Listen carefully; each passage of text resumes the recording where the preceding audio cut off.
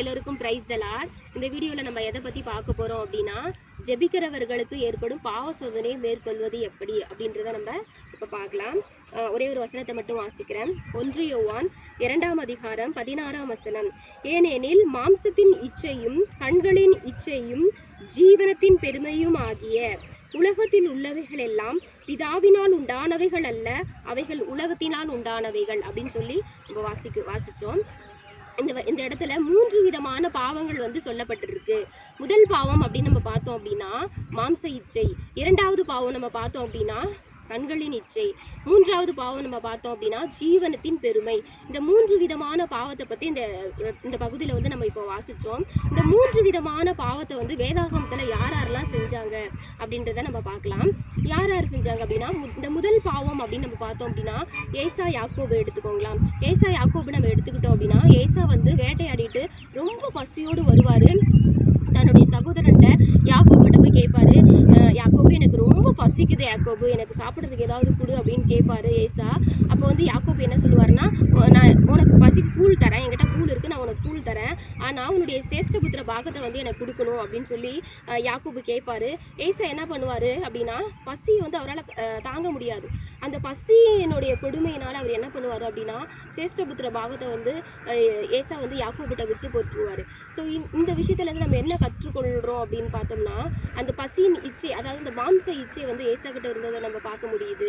So சேஷ்டபுத்திர பாகம் அப்படின்னா என்ன நினைக்கிறீங்க அப்படின்னா, சேஷ்டபுத்திர பாகம் அப்படின்னா அந்த காலத்தில் மூத்த, அதாவது ஒரு குடும்பத்தில் 8 பிள்ளைகள் இருக்காங்க அப்படின்னா ஒவ்வொரு பிள்ளைங்களுக்கும் ஒவ்வொரு பாகம், சொத்தில் ஒரு பாகம் கொடுப்பாங்க.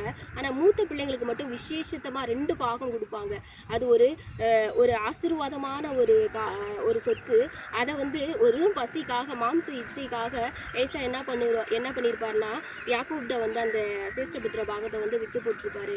ஸோ மாம்ச இச்சைக்கு முதலாவது விழுந்தது யார் அப்படின்னா ஏசா விழுந்திருப்பாரு, நம்ம பார்த்துட்டோம். ஸோ 2வது பாவம் அப்படின்னு நம்ம பார்த்தோம் அப்படின்னா கண்களின் இச்சை. இந்த கண்களின் இச்சையினால விழுந்தது யார் அப்படின்னு நம்ம பார்த்தோம் அப்படின்னா தாவீது ஒரு மிகப்பெரிய ராஜா. தாவீதை பற்றி நமக்கு எல்லாருக்குமே தெரியும். தாவீது என்ன பண்ணுவார் அப்படின்னா, உரியாவின் மனைவியை ஜன்னல் வழியா அந்த கண்கள்னால பார்த்து அவர் இச்சித்து உரியாவின் மனைவியோடு அவர் பாவம் செஞ்சிருப்பாரு. அதை கூட நம்ம வேதாகமத்தில் படிச்சிருக்கோம். ஸோ அப்போ கண்களின் இச்சை, அதாவது வேதாகம் நம்மளுக்கு தெளிவாக சொல்லுது, கண்ணானது சரீரத்தின் விளக்காய் இருக்கிறது. உன் கண் தெளிவாய் இருந்தால் உன் சரீரம் முழுவதும் வெளிச்சமாய் இருக்கும். உன் கண் கெட்டதாய் இருந்தால் உன் சரீரம் முழுவதும் இருளாய் இருக்கும் அப்படின்னு சொல்லி. அப்போ அந்த கண்ணினால தாவீது உரியாவின் மனைவிடத்துல பாவம் செஞ்சிருப்பாரு. இன்னொருத்தர் யாரு அப்படின்னு பார்த்தோம்னா, கண்களினால பாவம் செஞ்சது, கண் இச்சையினால பாவம் செஞ்சது யாரு அப்படின்னா சிம்சோன் என்ன பண்ணுவார் அப்படின்னா, தெளிலாளுடைய கண்ணினுடைய இச்சையினால தெளிலாள்கிட்ட போய் அந்த பாவத்தில் விழுந்திருப்பாரு.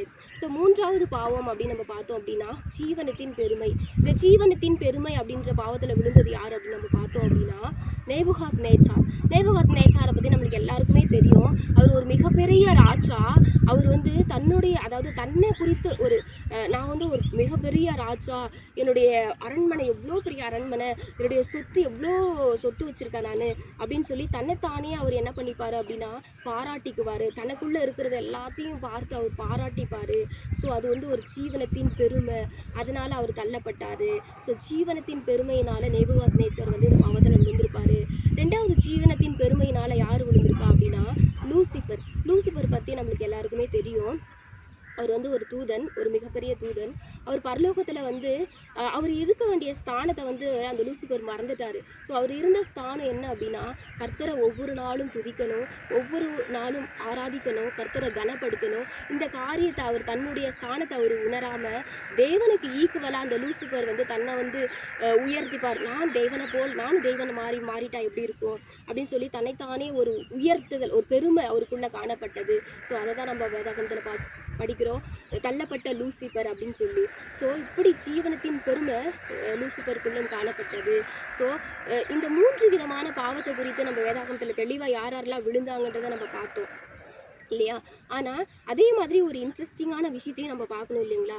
இந்த 3 விதமான பாவத்தையும் ஜெயிச்சது யாரு அப்படின்றதையும் நம்ம பார்க்கணும் இல்லையா? யார் ஜெயிச்சது அப்படின்றது ஒரு கேள்விதான். எல்லாருக்கும் ஒரு இன்ட்ரெஸ்டிங்காக இருக்கும்ல, யார் ஜெயிச்சிருப்பா அப்படின்னு பார்க்கலாமா? யார் ஜெயிச்சது? இந்த 3 விதமான பாவத்தையும் ஜெயிச்சது யாரு அப்படின்னு நம்ம பார்க்கலாமா? எடுத்துக்கிறேன். லூக்கா 4ஆம் அதிகாரம் 1லிருந்து 12 வரைக்கும் நான் வாசிக்கிறேன். இயேசு பரிசுத்த ஆவியினாலே நிறைந்தவராய் யோர்தானை விட்டு திரும்பி ஆவியானவராலே வனாந்தரத்திற்கு கொண்டு போகப்பட்டு 40 நாள் பிசாசினால் சோதிக்கப்பட்டார். அந்த நாட்களில் அவர் ஒன்றும் புசியாதிருந்தார். அந்த நாட்கள் முடிந்த பின்பு அவருக்கு பசி உண்டாயிற்று. அப்பொழுது பிசாசு அவரை நோக்கி, நீர் தேவனுடைய குமாரனேயானால் இந்த கல் அப்பமாக்கும்படி சொல்லும் என்றான். அவர் பிரதியுத்தரமாக, மனுஷன் அப்பத்தினாலே மாத்திரமல்ல தேவனுடைய ஒவ்வொரு வார்த்தையினாலும் பிழைப்பான் என்று எழுதியிருக்கிறதே என்றார்.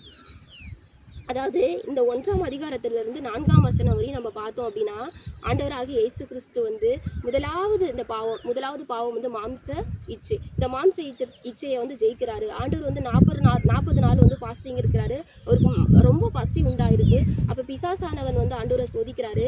ஏன் பிசாசு வேற சோதனைலாம் கொடுத்துருக்கலாம்ல, ஏன் அந்த நேரத்தில் கல்லை வந்து அப்பமா ஆக்கும்படி வந்து சொல்கிறான் அப்படின்னா, ஒருவேளை அந்த கல் வந்து அப்பமா ஆயிடுச்சு அப்படின்னா ஆண்டவருக்கு பசி இல்லை, பசி நிமித்தம் அந்த அப்பத்தை வந்து சாப்பிடுவாரோ அப்படின்னு சொல்லிட்டு பிசாசு வந்து அந்த மாம்ச இச்சையை ஆண்டவர் கொடுக்குறான் முதலாவது.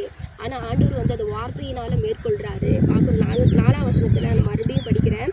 அவர் பிரதியுத்தரமாக, மனுஷன் அப்பத்தினாலே மாத்திரமல்ல தேவனுடைய ஒவ்வொரு வார்த்தையினாலும் பிழைப்பான் என்று எழுதியிருக்கிறதே அப்படின்னு சொல்லி ஆண்டவர் வந்து அந்த மாம்ச இச்சையை மேற்கொள்றது இந்த இடத்துல நம்ம நல்லாவே தெளிவாக பார்க்குறோம். அதுக்கப்புறம் 5வது வசனத்தை வாசிக்கிறேன். பின்பு பிசாசு அவரை உயர்ந்த மலையின் மேல் கொண்டு போய் உலகத்தின் சகல ராஜ்யங்களையும் ஒரு நிமிஷத்திலே அவருக்கு காண்பித்து, இவைகள் எல்லாவற்றினும் மேலுள்ள அதிகாரத்தையும் இவைகளின் மகிமையும் உமக்கு தருவேன். இவைகள் எனக்கு ஒப்பு கொடுக்கப்பட்டிருக்கிறது. எனக்கு இஷ்டமானவனுக்கு இவைகளை கொடுக்கிறேன். நீர் என்னை பணிந்து கொண்டால் எல்லாம் உடையதாகும் என்று சொன்னான். ஸோ 2வது போராட்டம் ஆண்டவருக்கு வர்றது என்ன அப்படின்னா, கண்களின் இச்சை. பிசாசானவன் ஆண்டவரை வந்து எங்கே கூட்டிகிட்டு போறாரு அப்படின்னா, ஒரு உயர்ந்த மலையின் மேலே ஆண்டவரை கூட்டிகிட்டு போயிட்டு அந்த உயர்ந்த மலையில மேலே ஆண்டவரை நிப்பாட்டிட்டு இந்த உலகத்தின் சகல ராஜ்யத்தையும் ஆண்டவருக்கு காண்பிக்கிறான் பிசாசு. அப்போ உலகம் அப்படின்னு நம்ம பார்த்தோம் அப்படின்னா ஒரு ஈர்ப்பு, உலகத்தின் மீது ஒரு ஈர்ப்பு, கண்களின் ஈர்ப்பு. அதாவது கண்ணால் ஆண்டவரை பார்க்க சொல்கிறான். இந்த உலகத்தின் எல்லா சகல ராஜ்யங்களையும் ஆண்டவரையும் நீங்கள் பாருங்க, இது ஏசப்பாவை பார்க்க சொல்கிறான். அப்போ ஆண்டவர் பார்க்குறாரு. அப்போ கண்களின் இச்சையை வந்து தூண்டுறான். இந்த ராஜ்யத்தை எல்லாத்தையும் பார்க்கும்போது நீ என்னை பணிந்துக்கோ, நான் உனக்கு இதை தரேன் அப்படின்னு சொல்லி. அப்போ ஆண்டவர் சொல்றாரு பாருங்க 8வது வசனத்துல, இயேசு அவனுக்கு பிரதியுத்தரமாக, எனக்கு பின்னாக போ சாத்தானே, உன் தேவனாகிய கர்த்தரை பணிந்து கொண்டு அவர் ஒருவருக்கே ஆராதனை செய்வாயாக என்று எழுதியிருக்கிறதே என்றார். ஆம், ஆண்டவர் வந்து எனக்கு பின்னாக போ சாத்தானேன்னு சொல்றாரு. 2வது பாவம் என்ன அப்படின்னா, கண்களின் இச்சை. இப்போ பிசாசானவன் உயர்ந்த மலை மீது ஆண்டவரை கூட்டிகிட்டு போயிட்டு உலகத்தின் சகல ராஜ்யத்தையும் கண்ணால் காமிக்கிறான். ஆனால் அதையும் ஆண்டவர் வார்த்தையை கொண்டு மேற்கொள்கிறாரு. ஸோ 3வது பாவம் அப்படின்னு பார்த்தோம்னா, ஜீவனத்தின் பெருமை. அதை நான் வாசிக்கிறேன் பாருங்க, 9ஆம் அதிகாரம். அப்பொழுது அவன் அவரை எருசலேமுக்கு கொண்டு போய் தேவாலயத்து உப்பரிக்கையின் மேல் அவரை நிறுத்தி, நீ தேவனுடைய குமாரனையானால் இங்கே தாழ குதியும், ஏனெனில் உம்மை காக்கும்படிக்கு தம்முடைய தூதர்களுக்கு உம்மை குறித்து கட்டளையிடுவார் என்றும் உமது பாதம் கல்லில் இடராதபடிக்கு அவர்கள் உம்மை கைகளில் ஏந்தி கொண்டு போவார்கள் என்றும் எழுதியிருக்கிறதே என்று சொன்னான். அதற்கு இயேசு, உன் தேவனாகிய கர்த்தரை பரீட்சை பாராது இருப்பாயாக என்று சொல்லியிருக்கிறதே என்றார். அப்போ பிசாசு வந்து 3வது சோதனையை வந்து கொண்டு வரான். என்ன சோதனை அப்படின்னா, ஆண்டவரே நீங்கள் பிசாசு சொல்கிறான், நீங்கள் மேலே இருந்து கீழே குதிச்சிங்கன்னா உங்களுடைய தூதர்களுக்கு எல்லாரும் கட்டளையிடுவாங்க, உங்கள் பாதம் கல்லில் இடராது இல்லை, நீங்கள் ஸ்பைடர் மேன் மாதிரி குதிங்க, நீங்கள் ஒரு பெரிய ஹாலுன்னு காமிச்சிக்கலாம் இல்லை, நீங்கள் குதிக்கும் போது உங்கள் பாதம் வந்து கல்லில் இடராது, அப்போ உங்களை பார்க்கும்போது எல்லாரும் உங்களை ஒரு பெரிய ஆள் அப்படின்ட்டு காமிச்சிக்கலாமே அப்படின்ற ஒரு பெருமையை வந்து ஆண்டவருடைய இருதயத்தில் விதைக்கலாம் அப்படின்ட்டு பிசாசு நினைக்கிறான். ஆனால் ஆண்டவர் அதுக்கும் இடம் கொடுக்கல. அதையும் ஆண்டவர் வார்த்தையை கொண்டு தான் மேற்கொள்கிறாரு. நம்ம படிச்சுட்டோம், 12வது வசனத்தை படித்தோம். ஸோ இந்த 3 பாவத்தையும் ஆண்டவராகிய இயேசு கிறிஸ்து வந்து மேற்கொண்டாரு. நம்ம வேதாகமத்தில் பார்த்தோம், 3 விதமான பாவத்தையும் யாரெல்லாம் செஞ்சாங்கன்றத பார்த்தோம். ஆனால் இந்த 3 பாவத்தையும் செஞ்சது யார் அப்படின்னு நம்ம பார்த்தோம் அப்படின்னா, ஆதாம் ஏவாள் எடுத்துக்கோங்களா. ஆதாம் ஏவாள் ஆதியாகமத்தில் நம்ம பார்த்தோம் அப்படின்னா, ஆண்டவரால் சிருஷ்டிக்கப்பட்ட ஒரு மனிதன் ஆதாம் ஏவாள், நம்மளுக்கு நல்லா தெரியும். அப்போ ஆதாம் வந்து ஆதாமும் ஏவாளும் இந்த 3 விதமான பாவத்திற்கும் விழுந்துட்டாங்க. எப்படி அப்படின்னு நம்ம பார்த்தோம் அப்படின்னா, முதலாவது மாம்சத்தின் இச்சை அப்படின்னு பார்க்கும்போது சர்ப்பமானது ஏவாளை வந்து வஞ்சிக்குது. இந்த கனியை வந்து நீ சாப்பிடு அப்படின்னு. அப்படி சாப்பிடுன்னு சொல்லும்போது அது ஏவாளுடைய இருதயத்துல அந்த கனியை எப்படியாவது பறித்து சாப்பிடணும் அப்படின்ற ஒரு வாஞ்சை அவளுக்குள்ள உண்டாகுது, ஒரு தாகம் அவளுக்குள்ள உண்டாகுது. இது மாம்சத்தின் இச்சை அவளுக்குள்ள கிரியை செஞ்சிருச்சு. அப்போ ரெண்டாவது பாவத்தை அப்படி நம்ம பார்க்கும்போது கண்களின் இச்சை ஏவாளுக்குள்ள எப்படி கிரியை செஞ்சிச்சுன்னா, ஆதியாகமத்துல நம்ம வாசிக்கிறோம். 2வது அதிகாரத்துல நம்ம வாசிக்கிறோம். அந்த பழம் வந்து அந்த கனி வந்து புசிப்புக்கு அவ்வளோ ஒரு அழகா இருந்ததாம். அவ்வளோ ஒரு அட்ராக்டிவா அப்படியே கண்ணால பார்க்கும்போது அந்த பழத்தை கண்ணால பார்க்கும்போது அவ்வளோ அட்ராக்டிவா இருந்ததாம். அப்ப ஏவாள் வந்து என்ன பண்றா அப்படின்னா, அந்த பழத்தை பார்க்கும்போது அவ்வளோ ஒரு ரசிப்பு அவளுக்குள்ள ஒரு அந்த கண்ணால பார்த்து அவ்வளோ இச்சித்தல். அப்ப கண்ணின் மூலியமாவும் அந்த இச்சையை வந்து பிசாசு கொண்டு வரான். 3வது மாம்சத்தின் பெருமை எப்படி ஏவாளுக்குள்ள கிரியை செஞ்சுச்சு அப்படின்னா, பிசாசு சர்வமானது சொல்றான், ஏவாளே இந்த பழத்தை நீ சாப்பிடும்போது நீ தேவரை போல மாறிடுவ அப்படின்னு சொல்லும்போது, அப்ப ஏவாளுக்குள்ள அப்ப நம்ம இந்த பழத்தை சாப்பிட்டா நம்ம கடல் போல மாறிடுவோமோ அப்படின்ற ஒரு வாஞ்சு அவளுக்குள்ள உண்டாகுது. அப்ப ஜீவனத்தின் பெருமையும் அவளுக்குள்ள கிரியை செஞ்சிருச்சு. ஸோ இந்த 3 விதமான பாவத்துக்கு அடிமையானவங்க ஆதாம் ஏவாளு. இந்த 3 விதமான பாவத்தை மேற்கொண்டது ஆண்டவராகிய இயேசு கிறிஸ்து வாசிக்கிறோம். அதே மாதிரி ஒரே ஒரு வசனத்தை மட்டும் நான் வாசிக்கிறேன். ரோமர்